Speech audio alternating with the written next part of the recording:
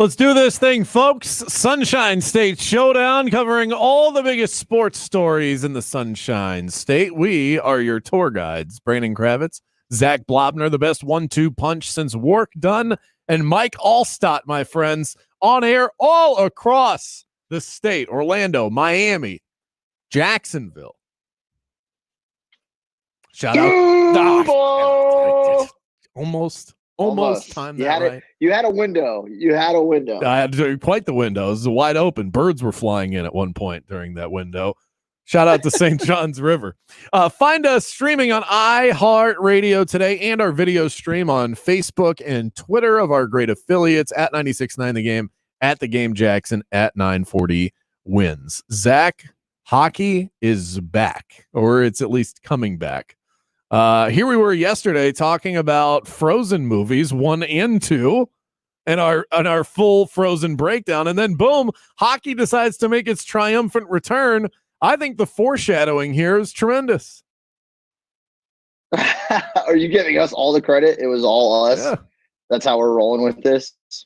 Okay, I'm cool with that. We had thought about it. We were very excited about it, the idea of a possible 24-team playoff and how it could both involve, the Panthers and the Lightning, which I think is really, for this show, the coolest part is we get the, South Florida audience and the Central Florida audience able to enjoy the two teams in state making it in.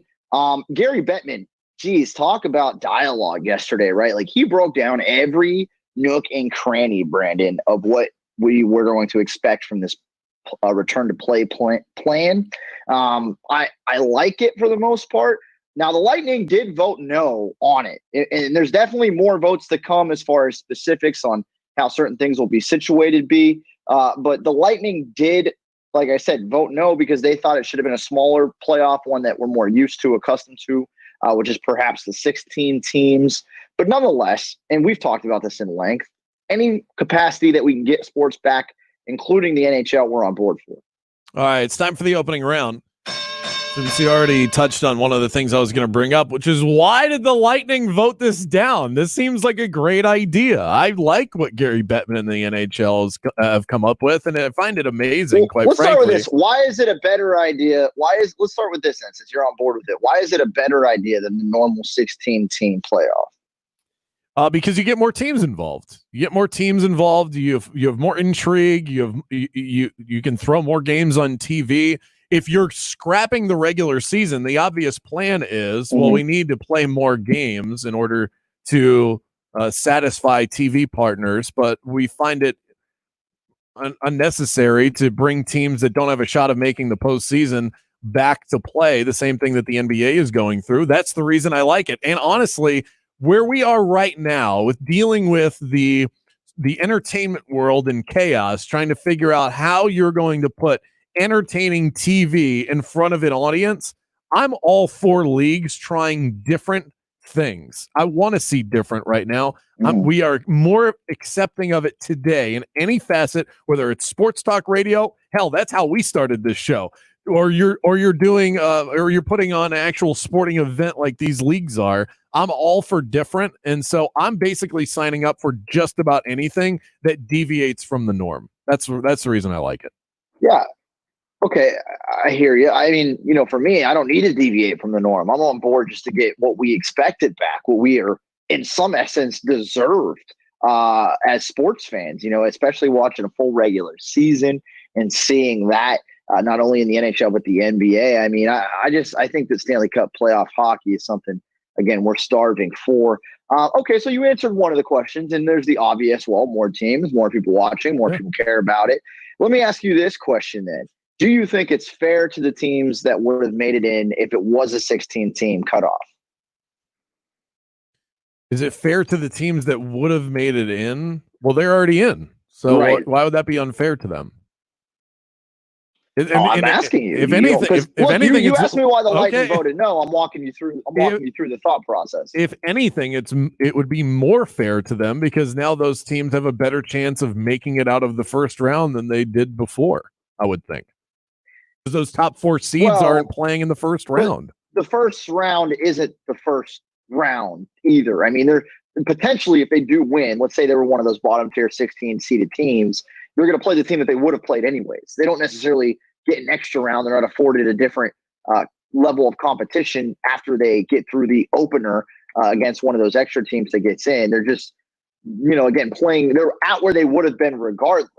Now, so let's go to the Lightning. I'll stop taking you down this path. I just want to see where your head was at. Okay. This is why Alex Killorn, the NHL player rep for the Bolts, voted no. Obviously, the Panthers voted yes because they wanted to get their team in. They're like, hell yeah, 24 teams, we're all for it. Support. But the Lightning and Alex Killorn voted no because, A, they feel like it is not fair to them to be playing a different intensity level of hockey in the bye round, which is still, again, technically not the playoffs yet. Even with a round robin where they would play at Boston and Toronto and whoever else for seeding, even with that being said, Alex Killorn and the team in general collectively felt like, well, the team coming off of that first round, like the Panthers and the Islanders, are going to be much better prepared from an intensity standpoint and a level of play standpoint, just as far as off and running and not being rusty, not having to get into playoff mode. So he was, and the team was saying that they thought that there was a level of unfairness there. Now, full disclosure, when I talked about this on the Tampa Bay shows, both late last week and early this week, especially as this whole plan came to fruition, I adamantly was against what Alex Killorn said, because you can't tell me where there's a scenario if you have time off, because it comes down to this. I love would you rathers. Would you rather have the bye and not have to fight your way into the playoff, or would you rather be on the outside looking in and have to fight your way in to play the Lightning? Yeah, anybody would take. You would take the bye. I mean, I understand. But that's what Alex Killorn. That was right. Alex Killorn's point, though, because you asked. That was his point. Well, and that again, if you talk about the fairness for the teams that would have been in the playoff picture, if you get a chance to play and win, then you do get to ramp up that level of momentum. So that now curries favor. You might not end up playing against the same team that you would have otherwise because of the seeding bracket that's going on. And again, it all just creates a different level of intrigue. What else are you doing to not only satiate the fans that would watch anyway, because they're going to be happy that the games are on, period. What can you do to attract a new audience? This is a great opportunity. No. This is a great opportunity to do that. False. And you're crazy on that. And I love you, but that couldn't be more emphatically wrong, Brandon. We're talking about a sports buffet that is expected by the time they start playing, which is late July, early August, according to the plan that they put out yesterday. You're expecting to have NBA and MLB running back. You got football about to start up. And NHL, who typically isn't able to steal fans from the other pro sports, is all of a sudden going to do it with them all happening at once? Yeah, that's you're creating. Regardless. What do we love about hockey playoffs? Is there's this level of urgency and there's this level of parity that's involved. Okay, so you've got these rounds now. The first round is shorter. That creates more urgency, more games that mean more, and you can hook fans quicker. Okay, how many people in Orlando are going to choose that over the Magic in the first round? How many people? No, we'll go down this path. How many people in Jacksonville are going to pick NHL playoffs over NBA playoffs? Or there's a lot of Georgia fans up in Jacksonville. It's North Florida. You're close to the border there. I would argue that a lot of those people are going to be watching Braves baseball or getting ramped up for Jags or Gator or Seminole football. There's certainly just so much other going on. That's the thing, Brandon, is I'm with you in general, but there's no such thing in this hypothetical scenario that we expect as a sports buffet for a sports fan to not have some affiliation somewhere where they're focused on, let alone to have only one and not have to spread themselves thin already. I mean, me and you alone, and I'm going to watch these playoffs, and I'm excited for both the Lightning and the Panthers. But I'm also going to be diving pretty hardcore into fantasy football, as are you. It's going to be draft month in August, right? Yeah, I've already done dove in. I'm already in. That's not even including the NBA playoffs, which obviously you're going to be extremely busy with in some capacity. And then we haven't even mentioned, again, the baseball season, which will be shortened. And at that point, you would hope that there at least every game matters so much more in a shortened season. So in baseball, and a lot of players have already said that. If it's an 80-something game season, every game is going to feel intense. So it's just a lot to consider. I don't think NHL has a lot of room to grow. I think they can encapsulate the audience they typically have. And that's why for me, I'm 24. I would have preferred 16, but what kind of mentality is that? Oh, why try anything different? We haven't been able to hook any fans. Why even bother? I mean, Well, what do you no, bring that's that not up in why a they're meeting? trying, but that's not why they're doing it, Brandon. You think that they're adding the 24 teams to hook new fans? No, they're saying we want to try to get the fans that we already have. So they want to secure that Chicago market, a place where they might actually use as one of the hub cities. Like the Panthers, they certainly could care less about that fan base watching. No offense, but let's be honest, Right, but compared to like a team like the the Blackhawks. New York Rangers get in this Yeah, scenario. That's exciting to them. I get it. I get that. that gets the market. You're not getting any fans in Orlando that all of a sudden are going to flip from Magic playoffs in the first round to see what's happening between the Islanders and Panthers. We'll see. It depends on how long that lasts, I guess. Let's move on to the football world. Shaquille Barrett has set some pretty high expectations for his Tampa Bay Buccaneers, and also threw some shade the way of Jameis Winston. This is his quote. He said, "Come on, I think Tom Brady makes us an automatic contender for the Super Bowl. With Jameis, I think we would have been a playoff contender." That's not shade the way of Jameis Winston. Look, I throw a lot of shade myself at Jameis. I certainly have, especially over the last few months as the offseason's kind of went on. I don't think it is. Now, we've heard Shaq in different areas talk about Tom Brady even before he was on board and say, how excited he would be to have him, and still kind of say that also, he thinks Jameis is improving. The Bucs haven't made the playoffs in a long time. So if Shaq is saying that he thinks Jameis could have got them into the playoffs last year, that's actually a compliment. Now, it's backhanded because you follow it up with the Tom Brady comments. But again, and we've been over this a million times, and there are certainly things about Jameis that I don't think he's doing right. I don't think the camp that he has around him is helping him do right. But with that being said, when you look at this situation, I'm with the aspect of it's not a knock on Jameis that Brady took over. Now, if it would have been Teddy Bridgewater and you saw Shaq Barrett making these comments, which was option 2 for the Bucs, then we're having a different conversation. But Tom Brady versus Jameis Winston, talking about expectations, it is different. And let's be honest, if the Bucs had Jameis still, we wouldn't be talking a Super Bowl heading into 2020 season. We would be saying, can the Bucs get over the hump and make it into the postseason? But because of Brady, not only Shaq Barrett, but all of us are talking about the potential to play for the Lombardi in Tampa Bay. But you would agree, there's a difference between us saying it and him saying it. I mean, we're going to say those things. We're out here spouting our opinions. Right. I would expect a high-level defensive player on a team that with Jameis or Tom Brady, they were going to be good. I would expect him to have Super Bowl aspirations with either quarterback. I mean, that was where. Now, I appreciate his honesty, but his honesty is absolutely a shot at Jameis Winston. I'm not saying Barrett's a bad guy for saying it. He's right.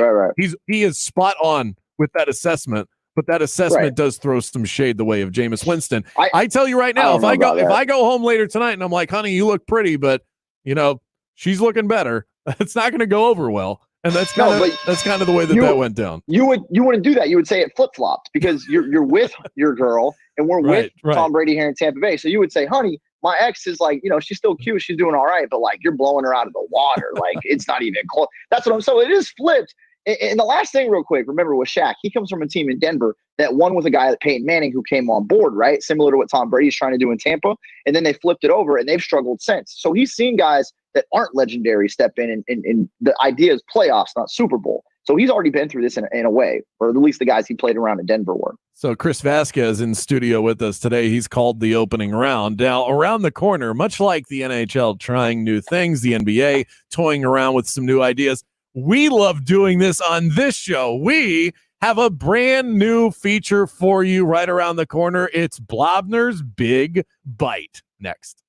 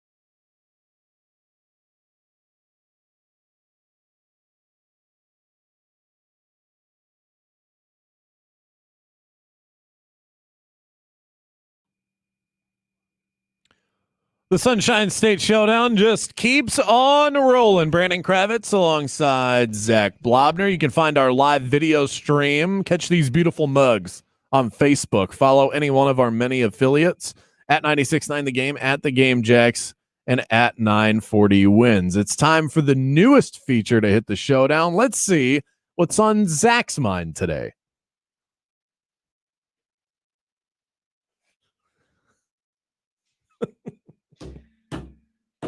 Let me tell you about some things, Brandon. Let's hear it. First of all, very nicely done. Thanks. We'll take a big bite out of what's going on in Major League Baseball right now. And I know a lot of people are upset that both the owners and the players are arguing, they're bitching, they're moaning. Not about health, not about their employees that are, in the concessions and in the stadiums and arenas. They're arguing about money and how much players should be paid and how much money that the owners are losing, hemorrhaging. The fans are the ones losing here, though. They're the ones getting hurt the most by not having baseball back. And you see a plan from hockey. You see a plan from the NBA. The NFL hasn't stopped clicking and going and firing on all cylinders. But Major League Baseball, a sport that already struggles to market and get their newer audience to get on board, to keep their other audiences entertained and market to them the correct way, they're struggling already.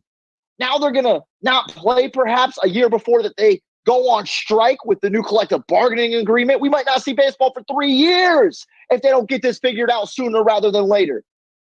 I got issues with the owners. I got issues with the players. There's a lot of us that aren't working right now that have been furloughed. There's a lot of us that are taking salary cuts, mandatory unpaid vacations.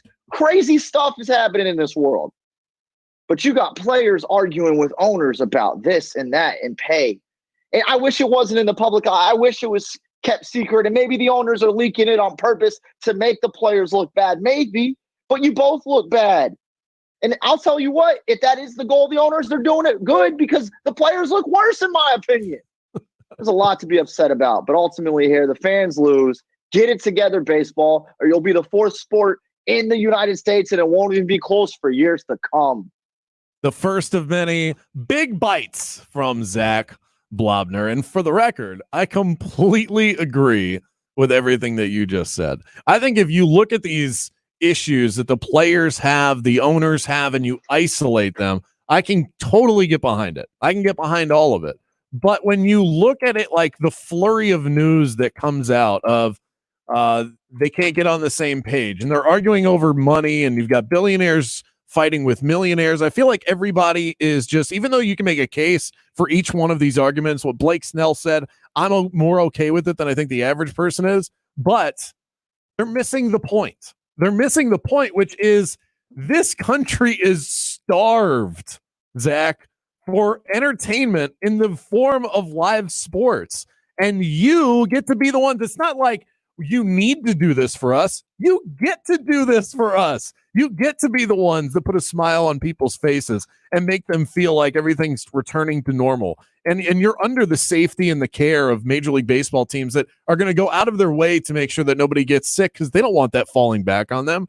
So I'm totally with you on that. I mean, the fact that they can't see the forest through the trees here, worry about your money later. Okay, I get it. You're in a business, and everybody that's in a business it has the right to worry about their finances, but they are totally missing the mark on this. And I'm with you on everything that you said.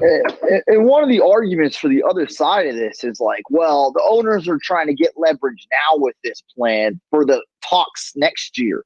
In my mind, and now obviously you want to operate in good faith. You never know, though, especially with a billionaire. You assume that most billionaires are greedy, and that's part of how they got to where they're at. But in my mind, I'm like, well, if you're the players and you're willing to, no pun intended, play ball and figure this out during the pandemic, that gives you leverage next year in talks. Like, look, we took one for the team just to get back on the field. We didn't want to hold out. We took less twice for you guys. We're not budging on labor talks. And you know what else that does? That gets the country behind you, because in the country is like, whoa, well, these guys played. They didn't care about a dime. They just want to get on the field. They got it handled. You know what? We support the players. Y'all want to go on strike because the owners are being greedy? We got your back. So we can have these arguments about guys looking after their money and stuff. it's just ridiculous to me because it doesn't make sense for the future, and it certainly doesn't make sense for the now. And then now you have this opportunity. Like, I envy those in the sports world, and we try and do this every single day, and we can have an impact on a few. We can't have the impact that a Major League Baseball player could, in the sort of optimism that you could provide to a country that desperately needs it right now. I mean, the fact that you're in that position and that's not the group think. So some guys might feel that way, but the fact that the group isn't thinking like, do what we need to do so that we can get out there because we can provide this level of therapy to this country, the fact that that's not the prevailing thought, it just comes across so insanely greedy, and it's disappointing. It really is very disappointing. Extremely disheartening. And the last thing I kind of have on it there, Brandon, is, and this is the point that I was making earlier back and forth with people on Twitter, tell me another company in the country, because baseball is a company. It's a business. And clearly they're hemorrhaging money. Some clubs are dishing out more dough to take care of their staff and their minor leaguers than others. Certainly some clubs have more money to do that. There's no salary cap. We see it every year, the discrepancy between these clubs. But with that being said, a lot of these owners have dished out dough to keep these people on board and paid for them anyways and figured out ways when they didn't have to.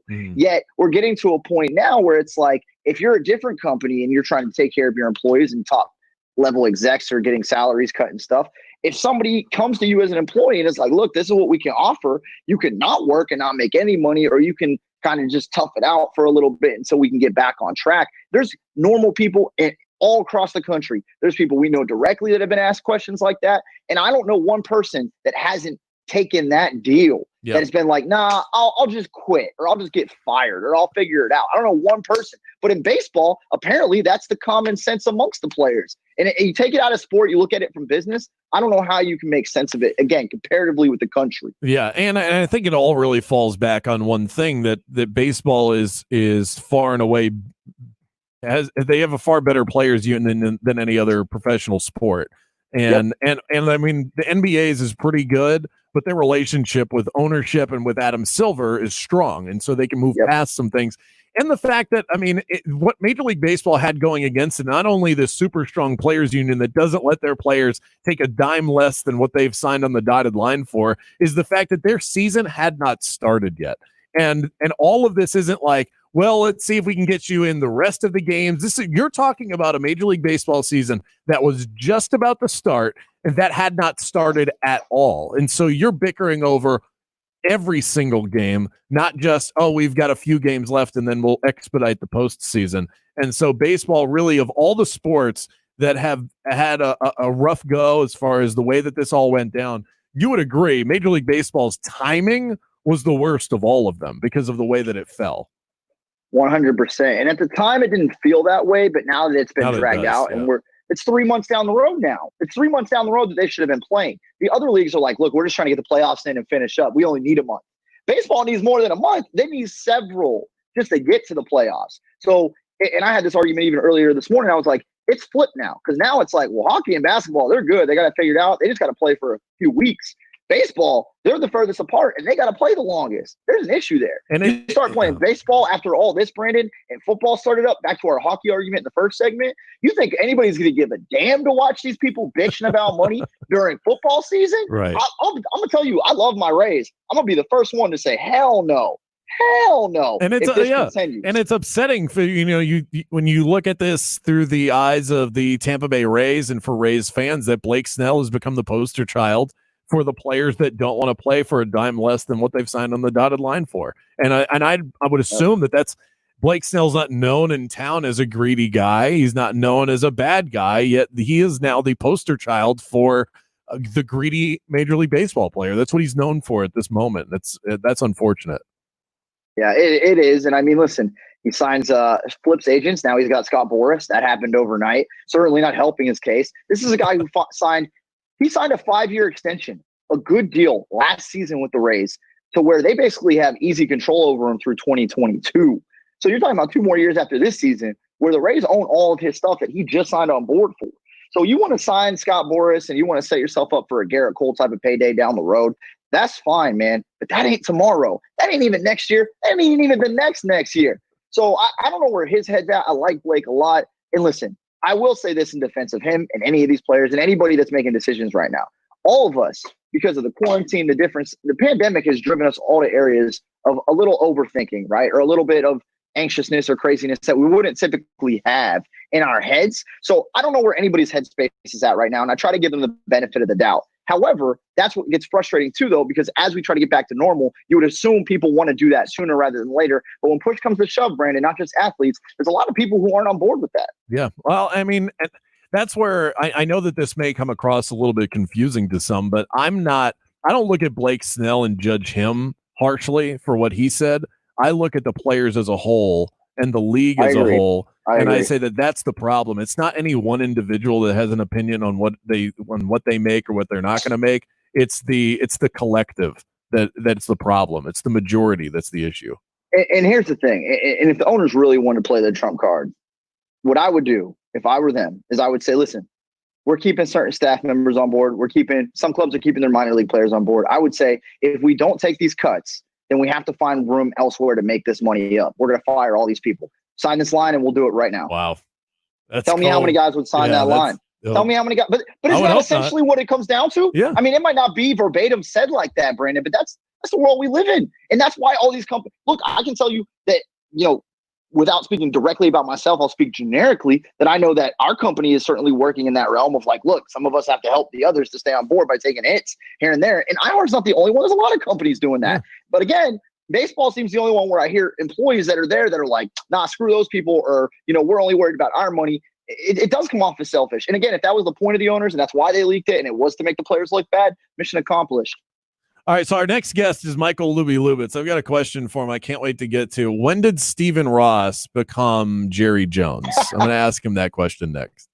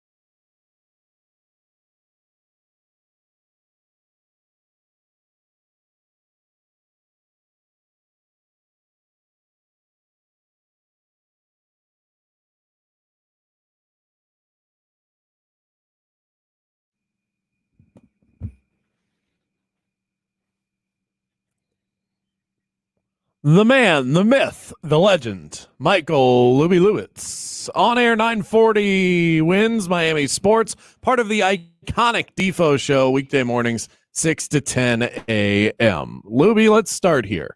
I will start with the requisite Tua question of the day.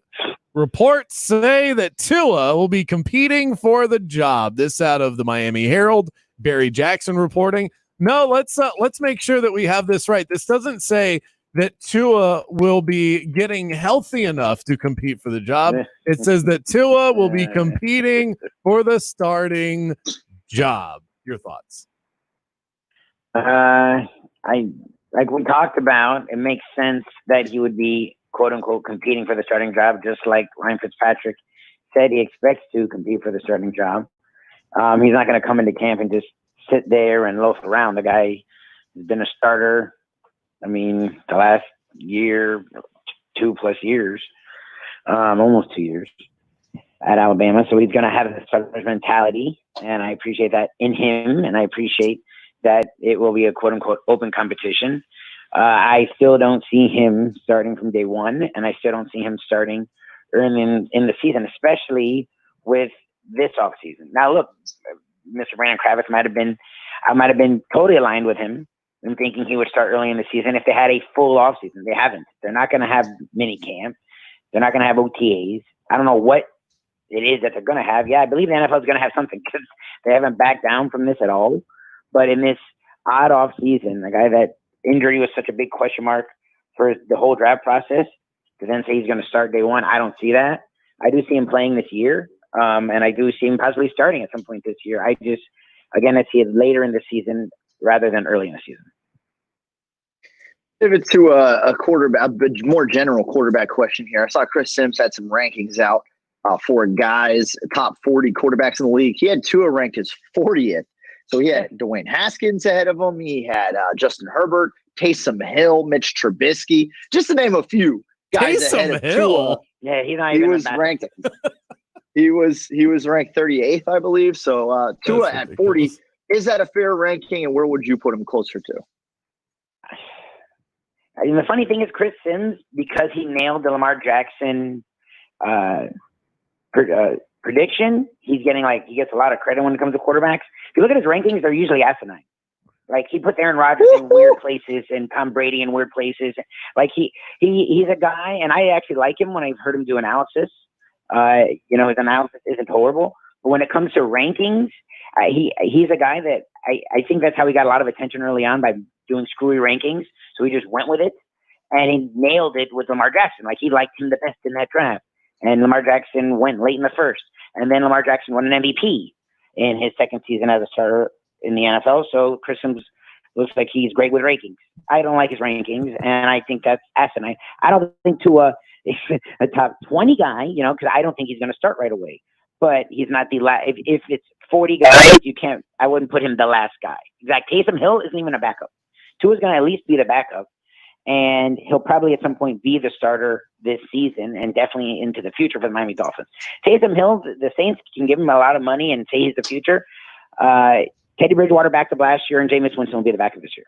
So I think that's ridiculous to have Tua behind him. I would put him in the late 20s, I guess, early 30s. Because he hasn't played it down yet. But, you want to put Haskins ahead? Fine. Haskins will be the starting quarterback for the Washington Redskins. Okay, fine. He's going to start from day one. Sure. Let Tua earn his stripes. But no, Tua is not the last quarterback in all of the NFL. Yeah, it's not even last. Like, he's ranked behind some backups, and he's behind last. He's behind the last guy that's behind the last guy. Last would be closer to like the 60s. Now, this was funny in regards to the Chris Sims ranking. Is a couple of years ago, I think it was actually the year after they went to the AFC title game, they had Blake Bortles ranked 70th among quarterbacks. So This isn't the first time he's done that. I don't care how low you are on Bortles. That is egregious to have him at 70. Is it though? Because I feel like that's accurate. 70? 70 has him as a... Don't get me started, B. Not good. Don't get me started. It's not that bad. He was starting at the point. Like, there's 32 jobs, so he has to be in the top 32. Like, there wasn't backups better than him. at that point. Like the dude was starting. Oh, there was. So. There were many backups better than him at that point. Yeah, but you're saying 70's saying there are backups to backups that are better than he is. Yeah. At that point, I mean, come on. It's a little much. All right. I wanted to ask you this one, Luby. Stephen Ross guaranteed that the season would be played. He's also the guy who first released stadium plans as to how they would usher in fans to Hard Rock Stadium. And now he's letting cars into the stadium for to watch. Don't steal my next question. To watch movies. This is not going to be your question. My question is, when did Stephen Ross become Jerry Jones? That's what this feels like to me. It's funny you said that. I'm like, Stephen Ross is, I guess, so into the money, because that's all it is the guaranteeing of things. Is we know it's going to happen because we want to make our money, and we're not going to miss out on our money. So we're guaranteeing that it's going to happen. I mean, he's, I think, top 2 or 3 wealthiest owners in the NFL. I mean, so the guy has, his money is his thing. I get it. He's a real estate legend, New York and other areas. I don't know. He was always the guy that stayed in the background. He was always the guy that didn't really say much and left things alone. And in the last couple of years, he's coming to the forefront a lot. It's weird because that was a spot reserved for Jerry Jones, and Robert Kraft. You knew it because they won so much that they would show him in his booth. But outside of that, you don't really. And Dane Snyder, just because he was so bad and he was so intrusive with Washington. I don't know what got with Ross. Maybe he got so annoyed with the losing that he's like, I'm going to stand up and be more vocal. But yeah, the last 2-3 years, he's gotten more to the forefront. I mean, I believe him because, again, we talked about this. Like, the NFL hasn't taken a break. Where all the sports are, we don't know. They've had their free agency with no problems. They had their commissioner within a room, and they had their draft where he egged on people on the video screen to boo him, and they seem to be full steam ahead. So I believe that they will have a season. It's just strange that Stephen Ross is the one that's so vocal these days. What do they put on the projector screen or the big screen there at Hard Rock? Like, I've got some options though, because like I think Ace Ventura would be a good one, right? Yeah, nice. That'd be a good movie. Nice. You could show Dolphins games. You could show like highlight footage from maybe you replay the Patriots Dolphins game to end the year last year. I don't know. You get creative. I'm just curious, like Luby, what do you think they should start that movie marathon off, or should it be a movie? Should it be game film? See, that's the thing is supposedly what they're going to do is do classic Dolphin games, classic movies. See, we have down here, we actually already have a drive-in. It's like a legendary drive-in at a place called the Swap Shop. And the Swap Shop has a drive-in. So I guess a lot of people are enamored by this idea of a drive-in. We have one. So to me, it's not like, oh, the 60s. Like, I've been to the drive-in many a time in my life. So it's not this strange thing to think of a drive-in. It is strange to think of a 40 to 50,000 seat or whatever, 60,000 seat stadium be the drive-in. Like, if they're assuming they're going to have football and he's so definitive about it, then why does he need to ship out the stadium for other things? But Ace Ventura, I was wondering what they were going to do. If they do it, they should do Ace Ventura. That would be a great call. I don't know that I'd want to watch a movie in my car. It sounds nice in theory, but it's like you get stuck in your car too long, and I don't know. It's fun, man. It's not something you do all. Here's the thing. It's great. Do it in the fall though, or the winter. It's too hot right now. But if we I've been to them. We have one. You said the Swap Shop. We have they have one here in the Tampa area too, Luby. And we've been there before. But when it's cooler out, it's a nice night. You know what I'm saying? I don't know about being in Hard Rock Stadium in the summer with just the sun. Even at nighttime, it's hot, man. Do you have to turn your car? No. Do you have to turn your car off? Well, the thing is that's what worries me is when you let your car run, it really actually doesn't use that much gas. But the neurotic in me wonders how much gas it'll use. So it's that's why I don't do it a lot. But you turn it on because you want the AC. Because again, down here there's not a lot of time where it is nice out. So you turn on the car and they give you they tell you what channel the movie will be on, and you turn on it on your radio, and then you can listen in your car at the car speakers and watch the movie and have the windows up and just run your car for the hour and a half, 2 hours. Unless you're playing a little Marvin Gaye, There you go.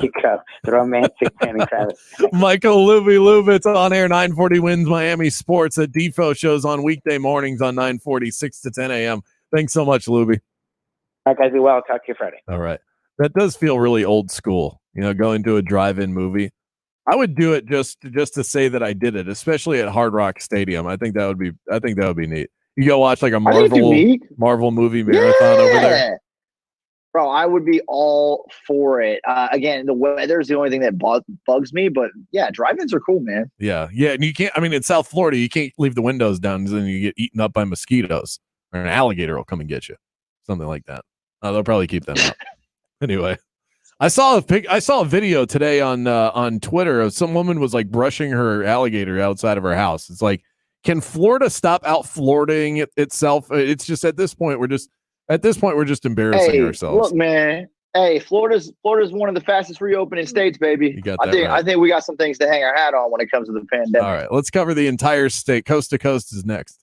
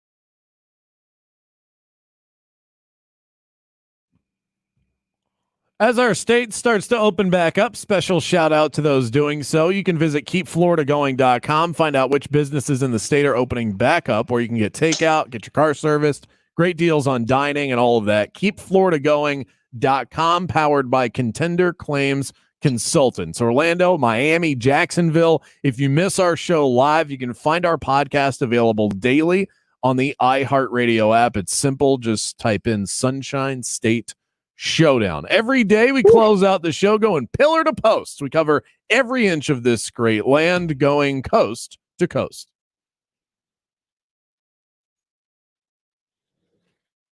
This is a really dramatic. My board just froze. This is a dramatic pause right now. Coast to coast. And I've turned heat. There it is. Oh man, there it is.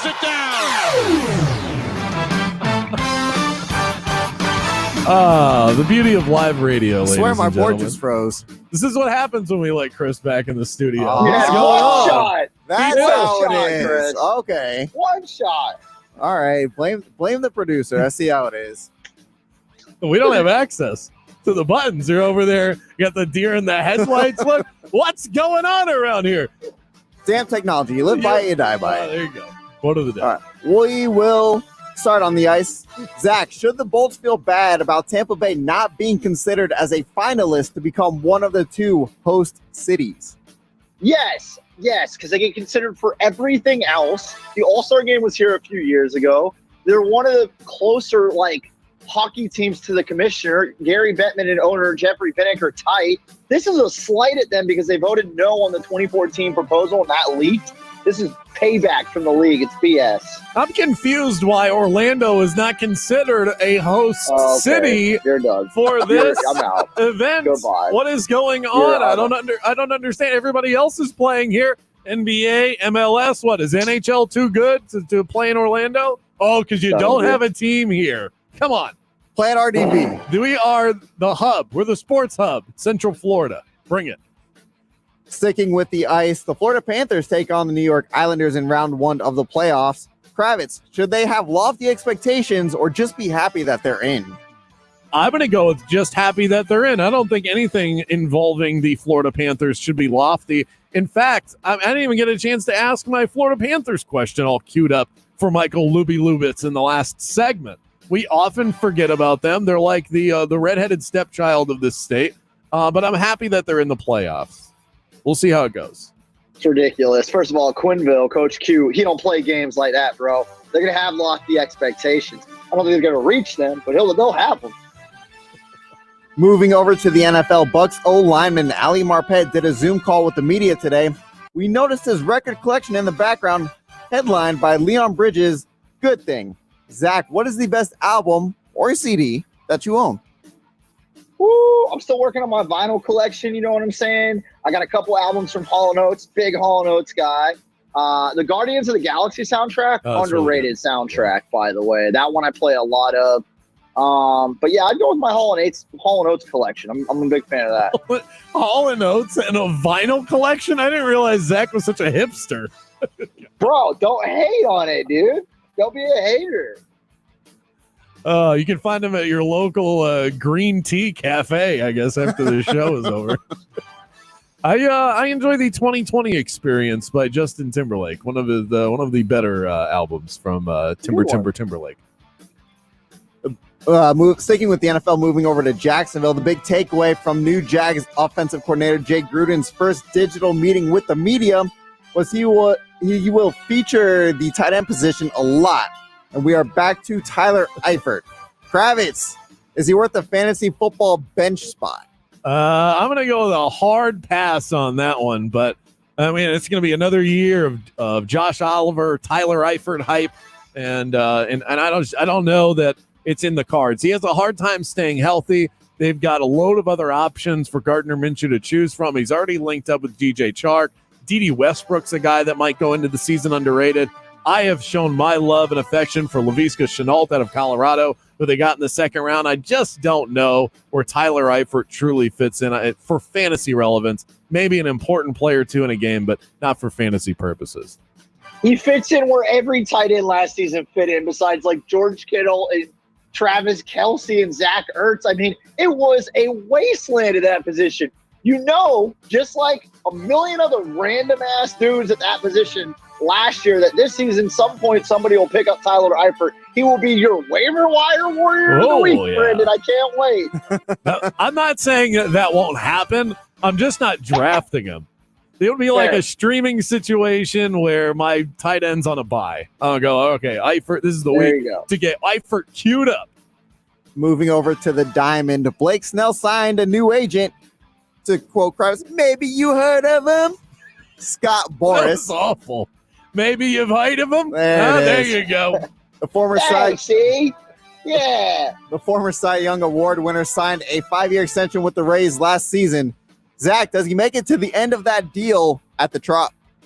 Hell no. No Rays player makes it to the end of their deal.